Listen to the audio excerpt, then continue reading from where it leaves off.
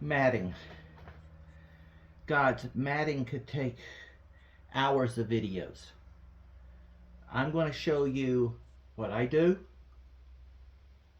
explain a little bit in part why I do it, and then you can do what you like. It all comes down to your proportional force. You're going to hear me say this a lot. Doc came up with a very good word for this. It's easy, it's straightforward. Watch the proportional force video at GoldHog.com and you'll be set to go. You'll already be ahead of the game along from a lot of even old timers. Mats, lots of mats, lots of mats. The dilemma with the mats is each mat does a certain thing. You have mats that are one long piece. You have mats that are one set of riffles. You have sectional mats. And each type of mat does different things. And I have found, as we get into the sluice modifications, that once you've got your sluice down on what you want it to do, it's all about the mats and the proportional force. So, the first thing we're going to cover is what I consider one of the most important, which is matting. I have different types of mats. Different mats, I have either numerical or alphabetical, depending on what I want them to do. And you'll notice these mats are not full mats. They're sections. Because let's say number 3 here, I notice I'm getting a lot of fines running off on the end that I want to capture. What I can do is literally take these mats and redo them. Okay? So this is always my first one. It's got this breaks it down and captures my main stuff. These are my 2 interchangeables. By having them separate, I can interchange them. Say halfway down this, I want to slow the water down, even it out. Something's going wrong. I cannot match the proportional force correctly. And what's happening is with this bedrock and ridge mat, it's kicking it up and throwing it out. Water's running a little too fast, but because of the stream depth or whatever, I cannot adjust it anymore. What I would do then is I would take my number 3 piece and bring it up and interchange it with the number 2. And what's going to happen is this has a wave on it. And the wave, as you can see here, is sort of a bump. And what that does is it slows down the water and evens it. It allows it to disperse back a little bit. So as it's coming through, it hits this ridging, which is stair-stepped. And so it knocks it down, allows the flow to flatten back out, then slows it and brings it over. And then I can bring it over my last 2 pieces of matting. So sometimes when doing this, because it slows it down, I may get larger pieces stuck on my end piece, which is here. But overall, it's a fairly good little way that I do this, so I can alternate my pieces. I could, if I wanted, take these pieces out and throw in a different ridge set. Okay? And because I use GoldHog, when I cut this, all of them match. I cut them so that they all have the interlocking piece. So my mats stay even. It's very important that your mats stay even. If you've got bulges and stuff in your mat, it's going to do all sorts of wonky things to your water flow, to your proportional force, to your angle, everything. And by having something that is where the matting is all the same basic thickness, you're going to wind up with a much easier time regulating your stuff on the stream. Now you'll notice here, these have no taping. And that's because I'm redoing these. I pulled them out. They've been in storage almost a year. And what I'm doing is I'm going to trim these. These were originally cut, and I've ran all the testing for them to fit extremely firmly into the sluice, or the high bank, or whatever that you're using. I can do that with these because they're in sections. If, like here, if I make a miscut, I can always level that back out and put my tape backing, which we'll cover in a minute, that will seal that and bring it back to form, that I don't get any water and fines down underneath the mat as much as possible. So now all of these have been cut. I've ran a basic. Now I'm going to trim them back and then do my tape backing.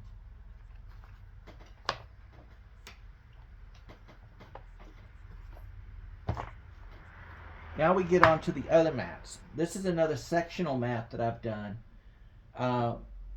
primarily for my sluice. This is for my larger sluice. You see I have the piece here. I have them Yukon, Razor, okay, downflow, and these fit and are specifically for the streams that I work. So they're already proportioned, but once again, if I need to, I can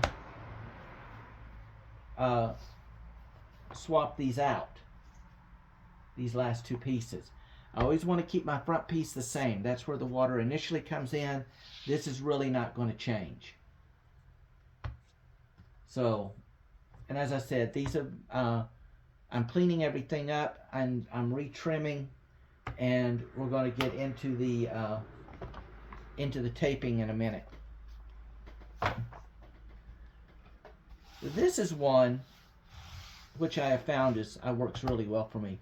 You will notice it's got, this is one piece, and I've got one type here and one type here. And what I've done is I've glued them together so I've got a consistent thickness. And this is my moss mats. You'll notice on my specialty mats that are already pre-done, I have it marked here on what each one is for. And my moss mats, what they do is allow me to, halfway down the sluice or whatever, wherever that I want to put, I can put my miner's moss, and then depending on what I'm working with, I can put my different slatting mats, different sizes and different shapes depending on the rocks and what I'm doing. This would be more for sands. This is more for round rocks, round gravel. The round is more for the more flat, longer gravel, to allow it to come down and just slide off. Okay? And so I can put these in and adjust them accordingly. And what happens though is everybody's trying to find all sorts of ways to hold your matting down. The best way that I found is once your matting is in, okay, and I can, you'll notice this matting is really high up here because this is just an example. What I would do, this is my first mat. This would go down on my second section because I'm running a two-part high banker. And so this is gauged to fit the same thickness as this.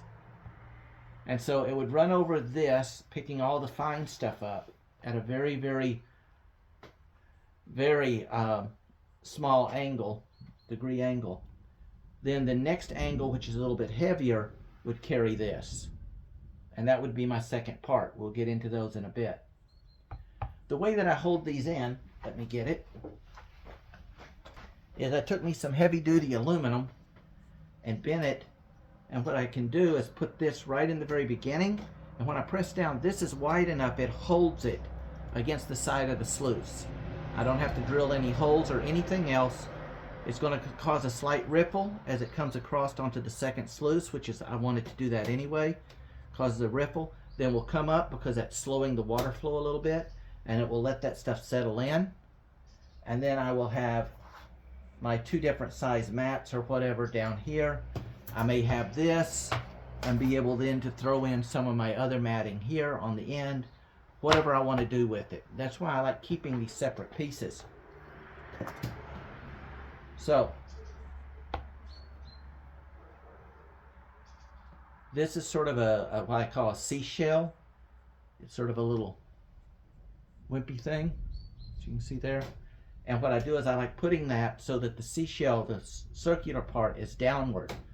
So when this hits, it allows those rocks to come over and go around and they don't get caught up on stuff. Flat is flat is flat. I'm not going to do much with that. And of course the round is just going to, the problem with your round stuff and so on is all of these are going to catch stone. So you need a good stiff brush that you can be able to bend this over, knock it out without bending your aluminum too much, and get those stones out of there. So when you do your mat cleanup, you can clean those up. I can, if this starts getting blocked up, I can pop my, what happened to my, I can pop this off, clean these. These, your miner's moss is going to get backed up faster than your matting because it's going to be catching a lot of stuff. So when I do this, I like to have that section. I take that out. I take that out, I clean it. So I just pop this out. And when I'm cleaning this, I'm cleaning that at the same time. All right? So, miner's moss, segmented or sectional, and solid mats. Let's get on into the next part. On my long mats, I do the same as GoldHog and a couple of others. Once I've put my mats together and glued them, I will tape them down. You'll run a piece of tape across this way at each of your junctions. Then you'll want to run a strip lengthwise. And what we're wanting to do is, like here, you'll see this piece is really starting to rag out on me. And so I'm replacing these. Do not use alcohol or anything on these because it will dry that rubber out and cause it to crack over time. So what we're going to do is, as you see, this stuff's starting to come off fairly easy. I am going to basically just remove the old stuff. If you're getting a professional mat like from GoldHog and so on, this stuff can fit really tight and close, and once you have the mats glued into place, then you could wind up into not being able to find your fold piece.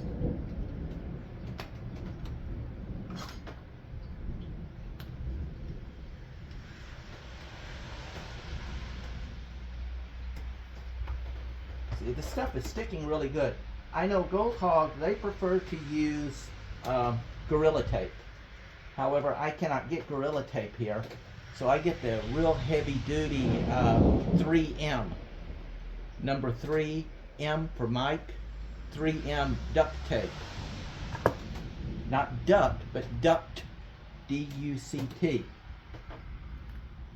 I see how this is just flaking up here. Some of it's still holding, but since I'm going ahead, since I'm putting new side pieces on, I'm going to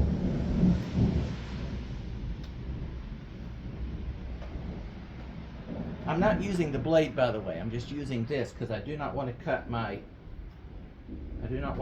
mats.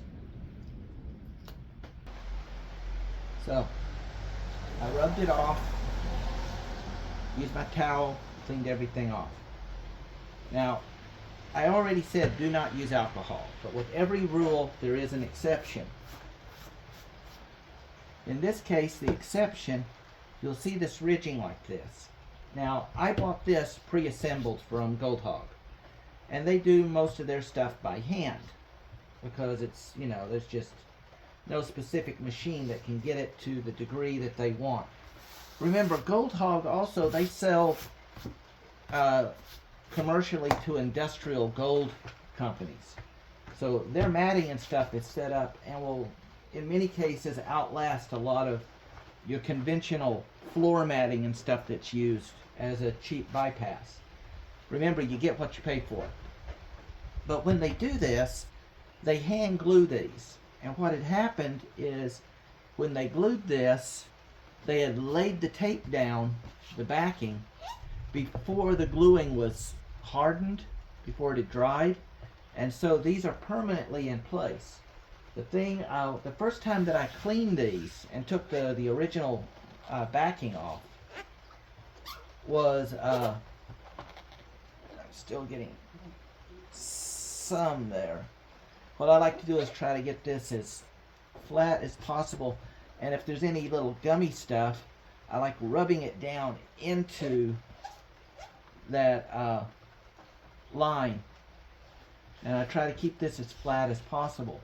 But the first time when I pulled this off, there was big thick sections all along here, so I had to use some alcohol to clean those, and since then it's just been a maintenance type issue. I haven't had a real big problem with it.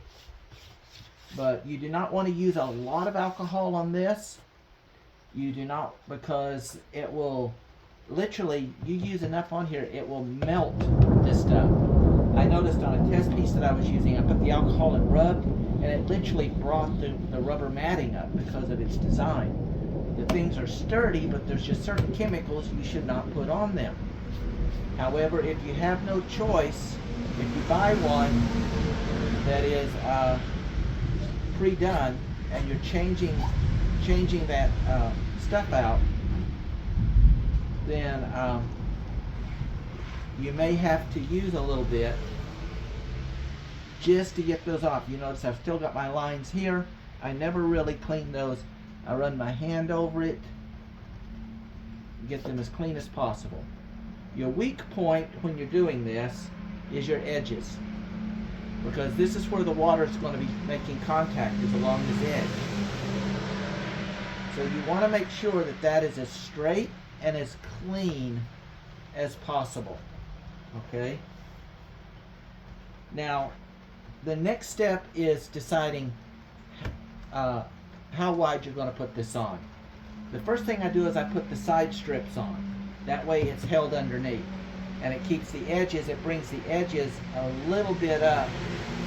So, because they're a little bit higher up, it helps move that water in the center. So the first thing we're going to do is put the strips on. You do not want to be tearing your tape. What I like to do is I will overextend it, line it up,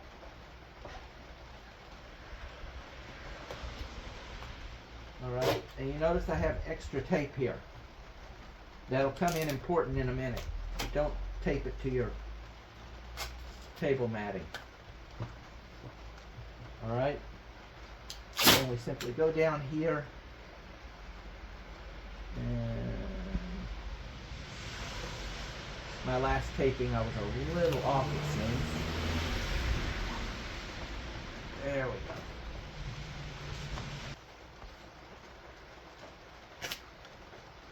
There we go. The next thing I'm going to do is press this down. This is my little tightening tool. We'll get more into this later. But it also works as a good roller. And I will make sure that all of that is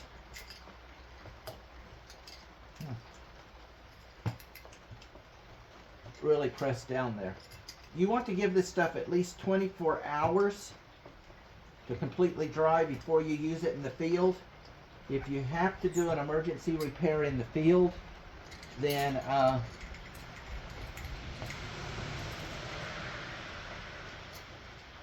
be sure you come back later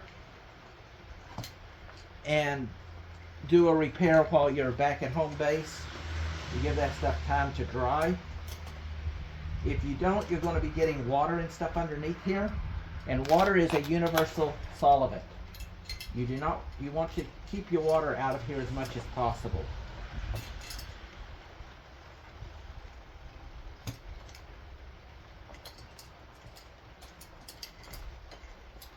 So I always do my little prepping this way. Now what I can do is take my knife and very carefully, I don't want to nick this, I'm just going to cut that right along that edge. This will come in very important on the next step. What I'm doing is I'm running the blade along the side down deep so that it just catches that and cuts it nice and even right on the edging.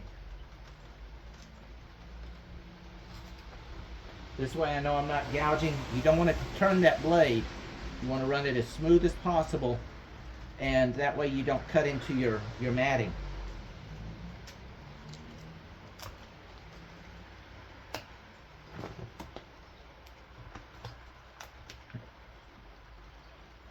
So that's the first part. We've glued them.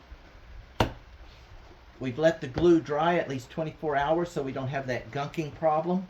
Otherwise, over time it will build up and you'll have to replace your mats before their actual expiration time, because you'll start getting bumps and lumps in here and you want to avoid that. So the next thing we're going to do is, most of this duct tape, Gorilla Tape and so on is about 25 centimeters wide. Sorry, 5 centimeters wide, not 25. 5 centimeters wide. And I know that my ridging in here, the different ones that I use, the max they get is just under 1.5 in height. And I want my tape to be just above that. So since this is about 1 3/4, my max, my wave is about 1 3/4. I want about 1.5 here. Now this is 5. 1.5, of course, I'm going to be folding this, so I want twice as much length, twice as much here.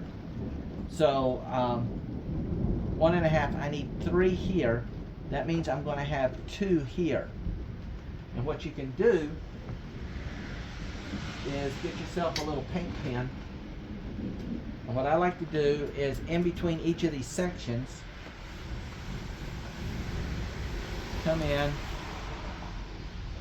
and mark. This way I know as I run the tape, I will be, it doesn't have to be precise, but it does help, because if you do it straight, you have less kinks, you have less pockets for the water to get through and get underneath and behind your mat, because if it's doing that, it's getting under your tape, and it will cause your tape to get gunged up before its due date as well. So what we want to do is, when I do this, again, I'm going to leave a little bit over on the end so I can cut it evenly.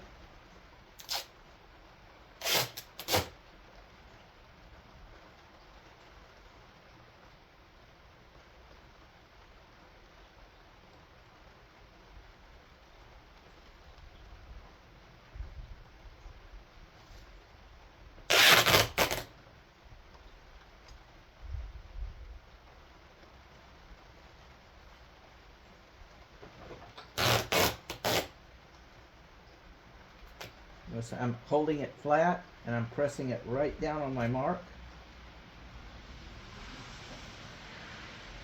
Let's get a little bit off there.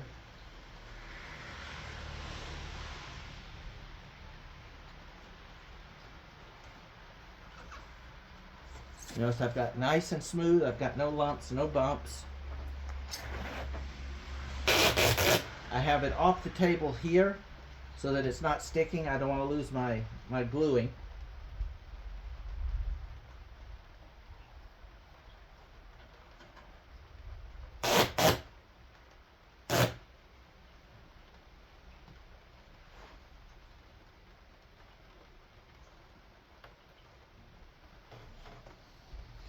There we go.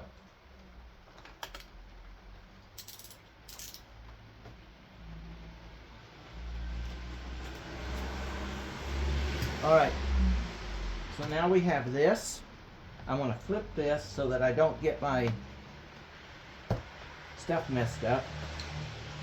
Okay, and I'm going to run this over one time. You want to make sure that you're keeping your area as clean as possible. And then what I'm going to do is I'm going to fold this to right where it meets the edge of my mat, just like that.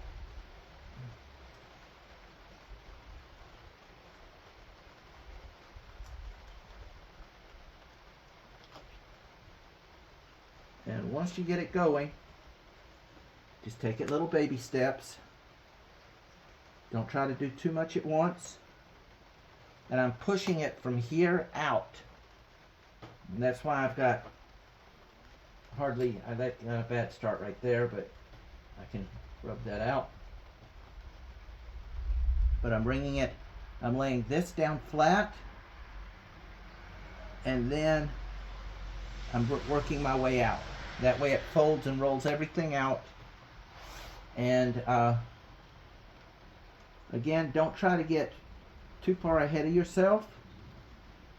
In this one, patience is a virtue. And you can ask any parent if you want patience. Have a kid. Excuse me. Kids are baby billy goats. Have a child. And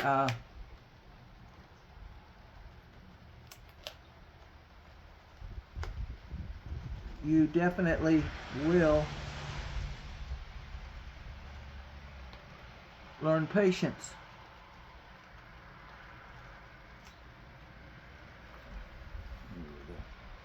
A little off right there, but that's not enough to do too much damage. And once again, work it out. I've got a little piece here it tore on me, so I'm just going to do a little quick repair.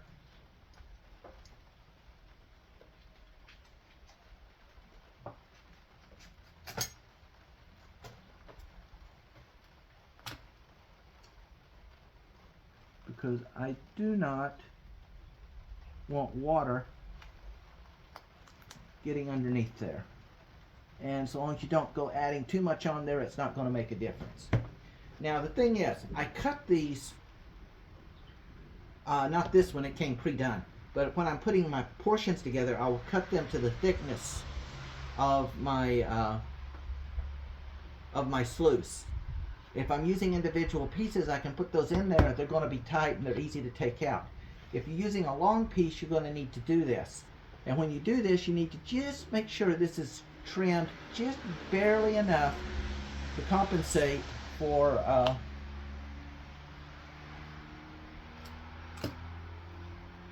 this here.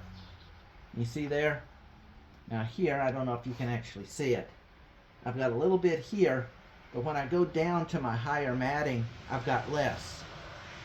But it's still right above, and by being above this water line, it allows it, I'm not having stuff spill back over onto the sides and disrupt my water flow. And then what we will do is, once again, we will flip this over. And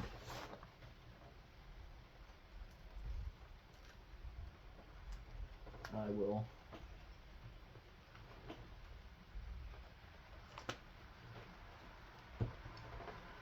cut my ends so they're nice and even.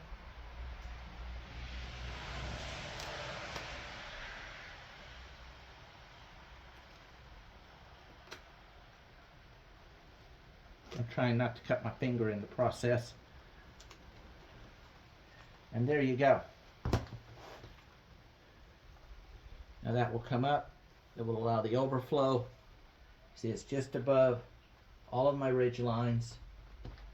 And then we come over here and flip.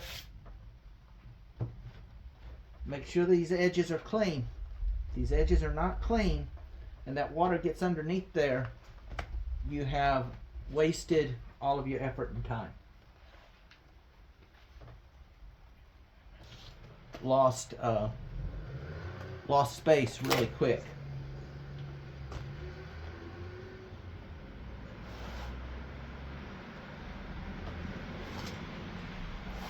I'm left-handed, so I want to start on my right-hand side. That way I've always got control of what's going on.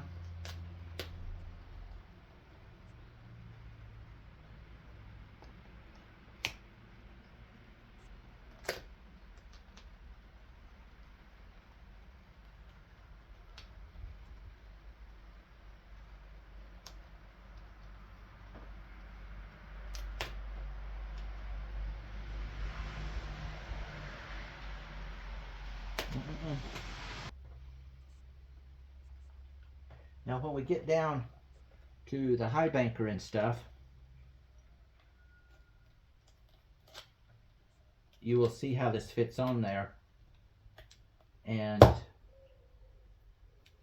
then everything will click and you'll go, aha. So this is how you put your taping and you put your stuff together.